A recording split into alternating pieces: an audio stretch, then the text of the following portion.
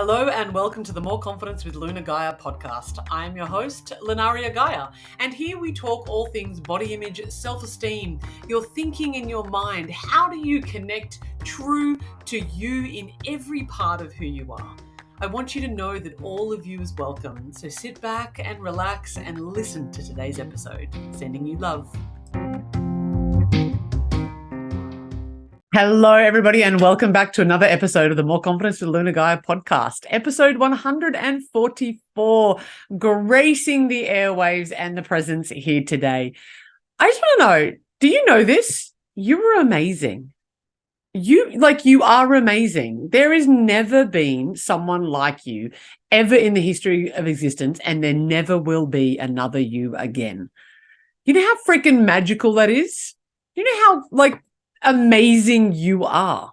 You actually are.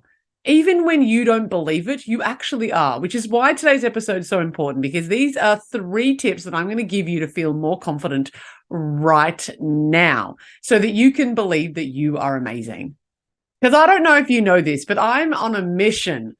I am on a personal mission to revolutionize the way women and girls across the globe see themselves and their bodies, so that they can stop hiding, stop holding themselves back, and actually bring to the world their unique talents and gifts. And I want that for you. I so want that for you, because I actually know that you are amazing. You're not amazing like I'm amazing. And I'm not amazing like you are amazing. You are your own unique flavor of amazing. That's what's so amazing. I've said it so many times, and yet it still feels amazing. Before we get stuck into today's episode, I would love nothing more than for you to go hit that subscribe button, hit that follow button, because what that does is actually shares this podcast with more people. The more people that are subscribed to it, the more plays it gets, the more downloads it gets, the more experiencing this kind of stuff, right? The negative self-talk, the self-doubt, holding yourself back, not feeling great in the skin that you're in, all of these things are happening to women and girls all over the world, and men too. Don't get me wrong. It's it's the sisters, the brothers, and the others all experience this. I'm on a personal mission to help women and girls, and we have this experience globally that we just don't feel like we're enough. We feel like we're trying to chase some kind of status quo, these beauty standards that are impossible, and we're holding ourselves back. Can you imagine what kind of world we would live in if we had women who weren't caged anymore? Now, listen, we might not be caged from a societal point of view so much. We're not chained to the kitchen sink proverbially anymore. We're not held back in that kind of way. A lot of the glass ceilings have broken. We have our own money. We can work. We're free. But have we let ourselves out of the cage? Have we allowed the true feminine nature of each and every single one of us to come out? The power that you hold within you is there. It is so there within you, and I can see it and I can feel it.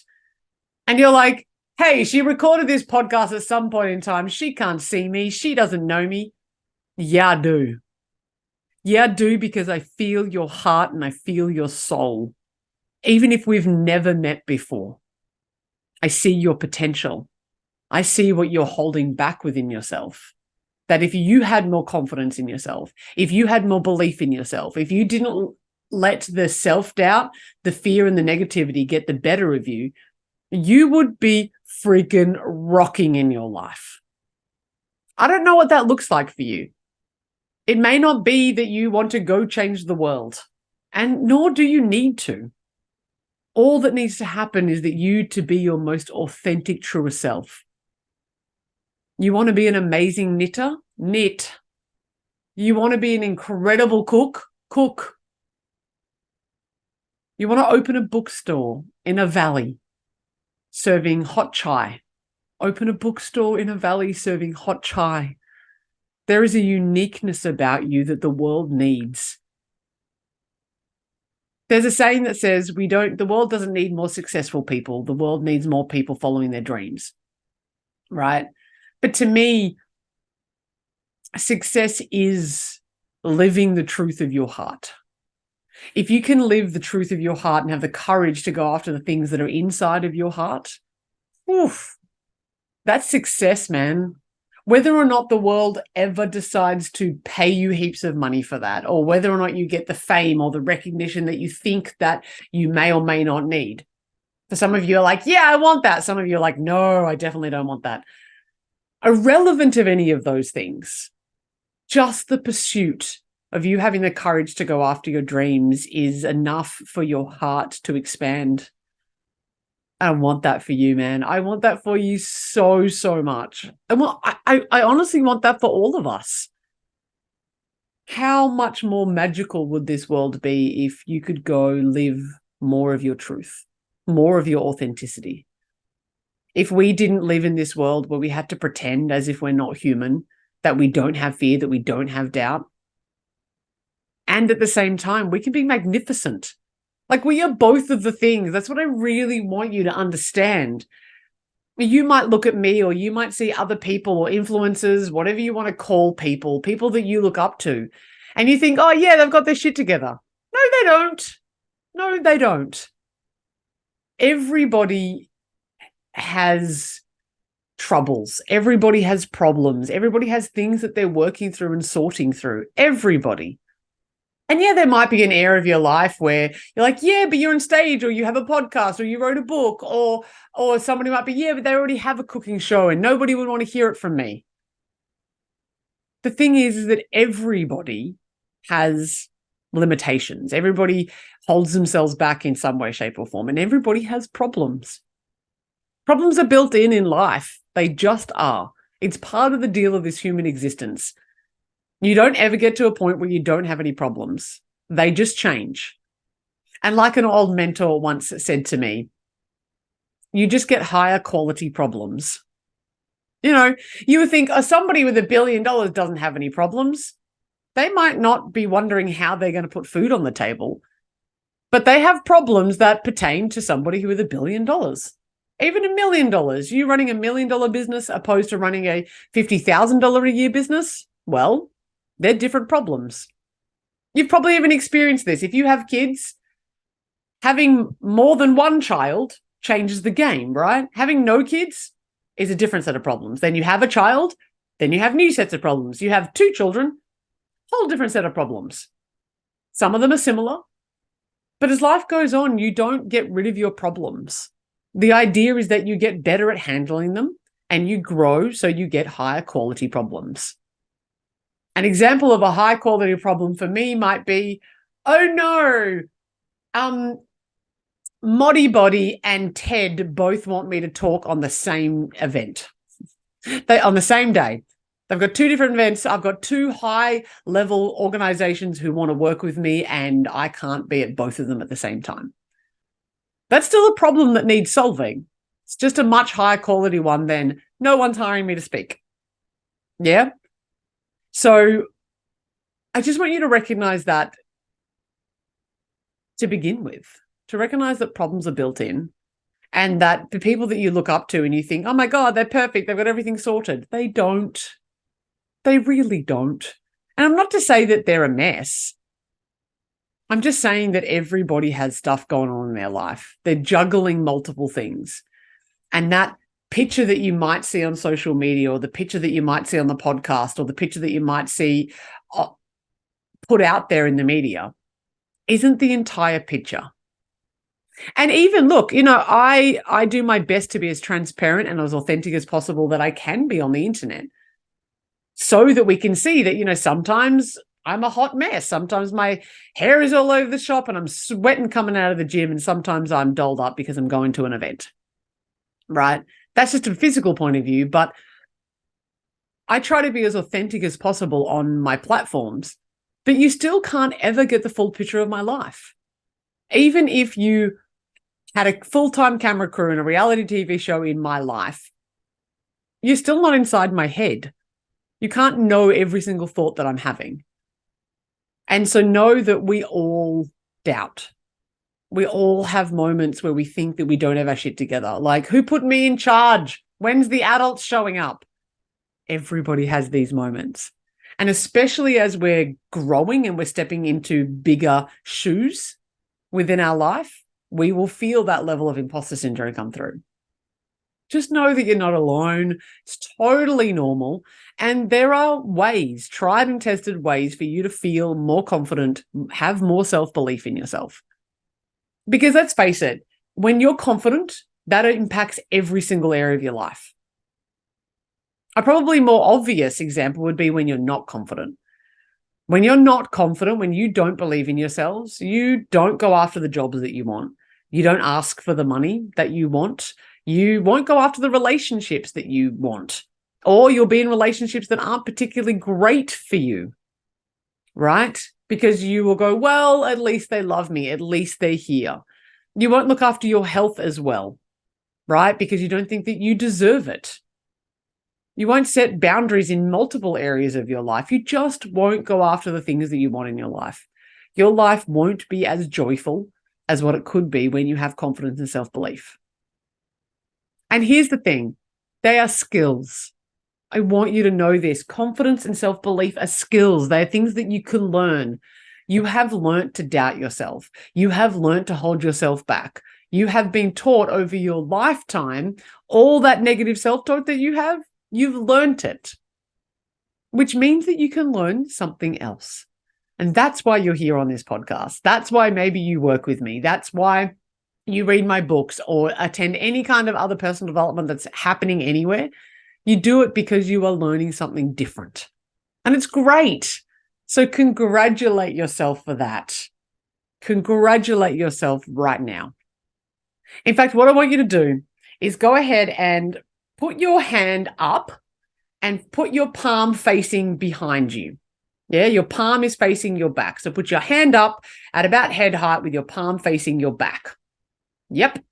Now go ahead and put your elbow up to the sky as high as you possibly can. I can't get mine very high. Just until your hand touches your back. Now lift your hand off and put it back down again. Now do that fast on repeat. If you can hear that on the podcast, you just gave yourself a pat on the back. It might seem cheesy. It might seem corny. If you didn't go do it now. The cheesy and the corniness of it, I'm going to get to this part on we're doing three ways to feel more confident. The third one, I just gave you a little bit of a preview on. Our physiology creates our psychology. People aren't coming and patting you on the back on a regular basis. You need to be your own cheerleader. You need to be the one that's supporting yourself, that's encouraging you, that's being the one that believes in you the most. You need to be your biggest fan. Because your dreams, my loves, they are not going to get themselves. You need to go after those things. If your dream is to be just your most confident self, you need to go get that. No one else is going to do it for you. I can sit here as your guide and as your coach and show you where to go. I can give you the activities and the exercises to do, but I can't do the push-ups for you. I'm a self-love and confidence personal trainer, if you would. Right? But if I do the push-ups, only I'll get stronger. You need to do the push-ups. You need to be the one that's doing the hard yards that I'm showing you how to do. And it's not always hard. It can be fun, can be enjoyable. It's exciting because you're learning how to break free of the shackles of all of the constraints that you've had your entire life. How cool is that? That you could become the best version of you that you know that you are. You've been holding yourself back. You see, confidence is often misunderstood because we think that we want confidence, but what we really want is to feel self-assured. We think that we want confidence, but what we really want is to believe in ourselves. We want to have a solid self-esteem because confidence can often just be bravado. I know this for myself. The whole fake it till you make it, I was really good at it. I never made it doing that, by the way. I never made it through faking it. I just felt more like a fraud. The way that I show you on this podcast and on my courses and in my book and on my coaching is actually how to do it for real. So confidence, doesn't always feel great because it's not necessarily what you're after. What you're actually after is feeling self-assured, believing in yourself, and actually having that sense of like worth within you. That's where the gold really, really is. the sense of self-belief. Do you want that? Yeah, I know you do. I know you do. Let's do it. So the 3 ways that you can be more confident within yourself right now is to change your mindset. Yeah. It all starts up here in the noggin. You can go and do a whole bunch of stuff, but if you are not working on what's happening in between your ears, you're going to just sabotage yourself. You really are. So your mindset is super important. A quick one for you here is that thoughts are not fact. Know that. Your thoughts are not fact. Just because you have a thought about yourself that says, I can't do this, I'm unworthy, doesn't mean that it's true. Your thoughts come from your beliefs, and your beliefs were formed when you were pretty young. Like between the ages of 0 and 7, most of your beliefs are formed about yourself and the world. That's a big deal, right? Like you were only 7 when you created all these beliefs about yourself. But even those beliefs are made up. You could have a completely different belief about yourself now than what you did when you were 7. It's changed, right? Once upon a time, you weren't a mother, now you are. Or once upon a time, you didn't think that you would like boys because they were gross when you were a kid. And now you're like, oh, I like men. This is a good thing, right? Our beliefs do change over our lifetimes and they're made up. So you may as well make up ones that serve you. Know this, hear this loud and clearly. A, thoughts are not fact. They just aren't. You have a thought that comes by. It comes past you like you're watching thoughts go by on a sushi train. And if you see a thought that you don't like, which is a thought that might be negative, don't invest in it. Don't pay any more attention to it than what it needs. Acknowledge and validate. Just say it's a sushi train, it goes past you. Decide that you don't want that. Say thank you very much for the offer and let it go. Choose a different thought. You have the power to do that. Just because you think it doesn't mean it's true. Create some distance and a gap between you and your thoughts. Your thoughts are just going to be there. And if you've listened to other podcasts of mine, you'll soon realize, and particularly if you're in my courses, you will recognize that our thoughts are lent towards negativity, not because it's trying to screw you, but because that's what keeps us safe, or traditionally, historically had kept us safe. That's why it does it. It's just trying to keep you safe. It's trying to find what is wrong so it can solve problems to keep you alive. But most of the things that you're worried about right now are not dangerous. They're not putting you at risk. Maybe to your emotions, maybe to your feelings, or to your mental well-being for a moment, because someone might say something that you don't like. But you can do something about that. Your physical well-being is not being threatened by a negative thought, nor by a negative opinion of someone else, by the way, either. You get to choose another thought. And it's the same with your beliefs. Your beliefs are created when you were younger. You can choose better beliefs. If all our beliefs are made up, then you may as well make up ones that serve you. Go ahead after this podcast. You might be driving or walking, but do a bit of an inventory of your beliefs. What do you believe about yourself? What do you believe about your ability to be able to succeed in your life? What do you believe about you? Write a nice comprehensive list. See how many you don't like, and then go about replacing them. Now, I'm making this seem quite simple because it is, but that doesn't necessarily mean that it's easy.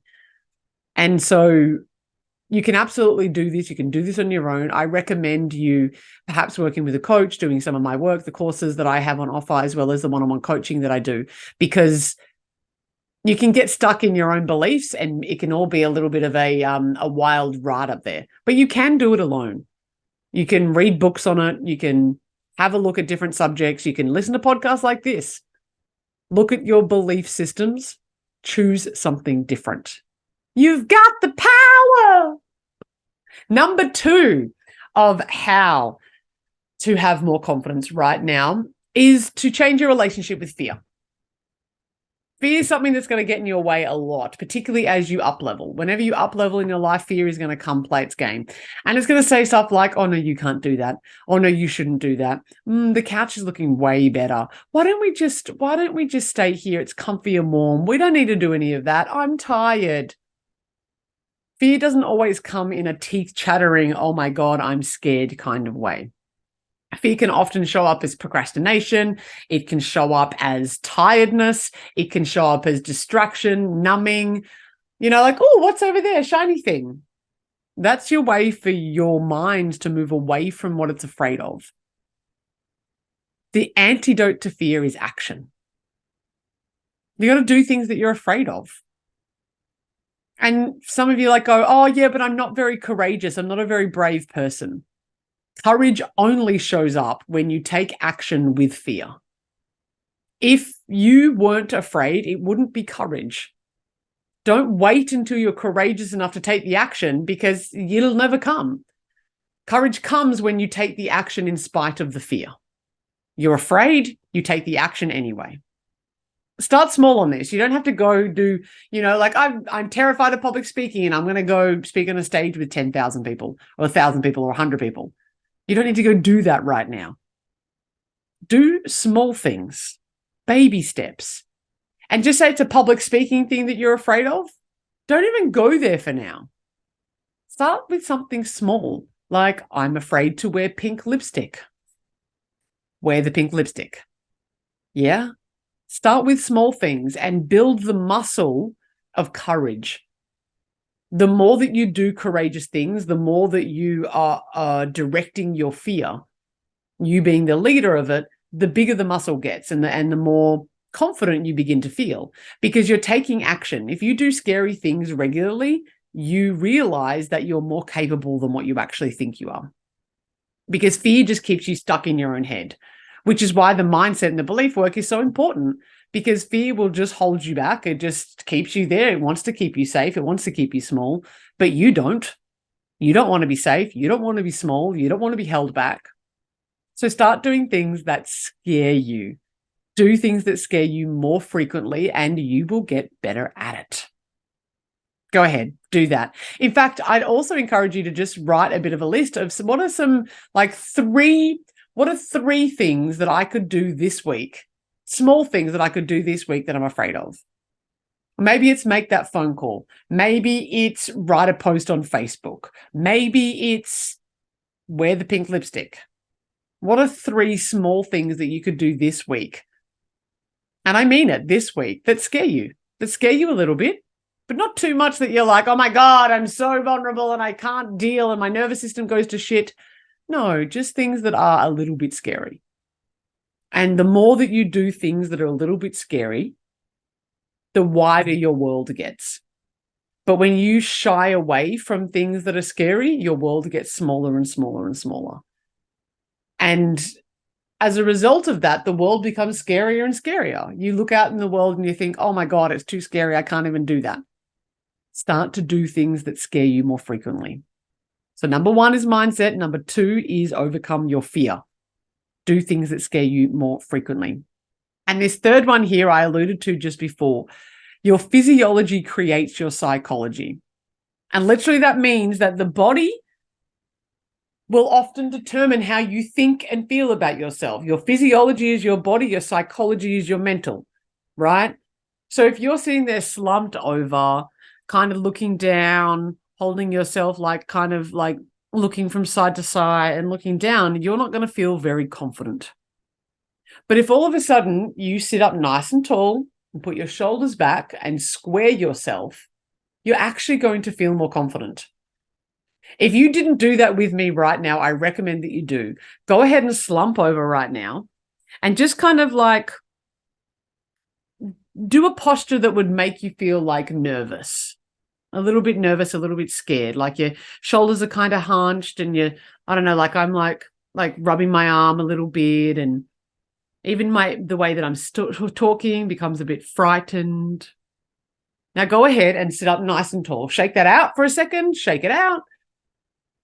Stand up nice and tall. It feels different, doesn't it? Your physiology creates your psychology. And that's a simple hack that you can do in the moment, is to hold yourself higher up, hold your back. But it's very difficult, scientifically proven, it's very, very difficult for you to stay in a bad mood when you're shaking your ass. So just go ahead and shake your butt now.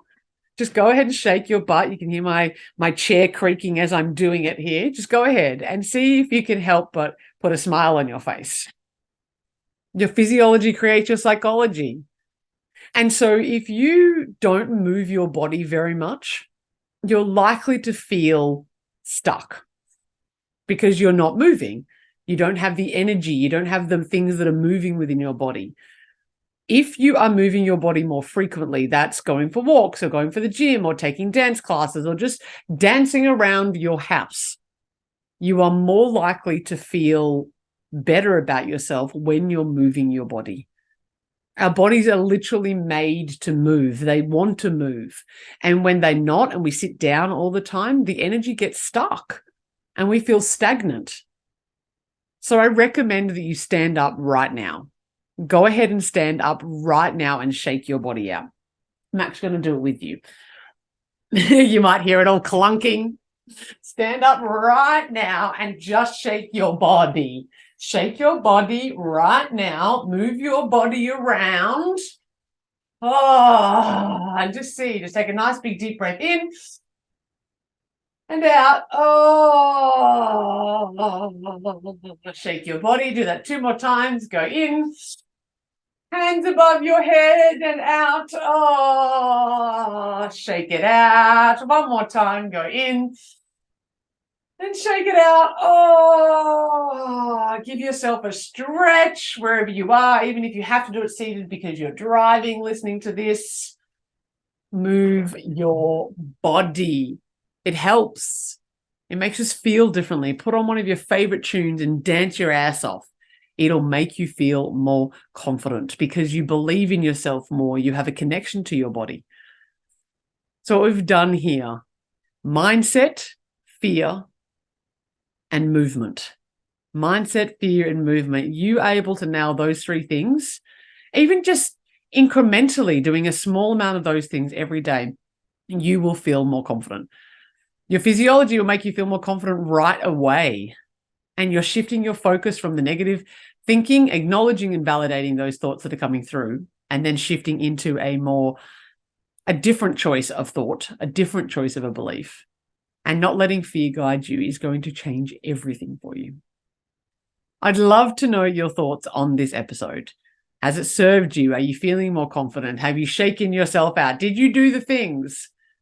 Leave me a voice note if you can, or shoot me through an email, loveyourself@moreconfidence.com.au, or find me on the socials. You know where to find me: Instagram, TikTok, Facebook, LinkedIn, Twitter, all the places you can come and hang out with me. If you don't follow me there already, I would absolutely love you to.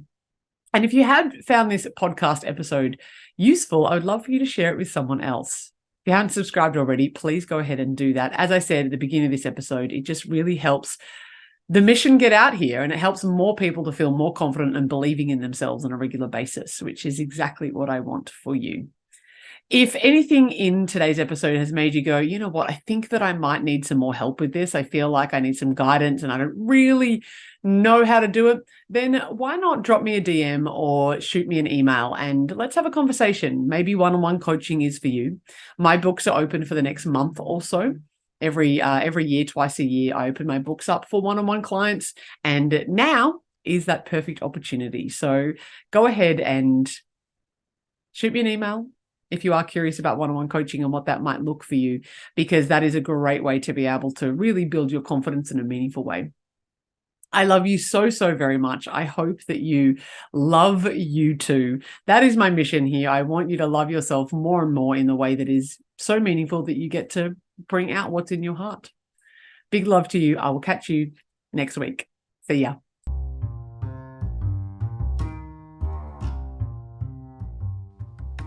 Thank you so much for listening to the More Confidence with Luna Gaia podcast. I hope you feel more confident, more self-assured, and ready to go tackle the world's problems and maybe kick ass in some of your dreams.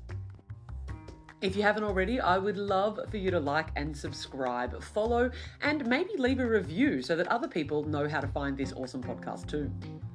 If you're wanting to sink your teeth into something even more juicy, my #1 best-selling book, Perfectly Imperfect, Your Complete Guide to Loving Yourself and Loving Your Body, is now available on all good bookstore sites, both in print, digital, and I narrated it for Audible as well.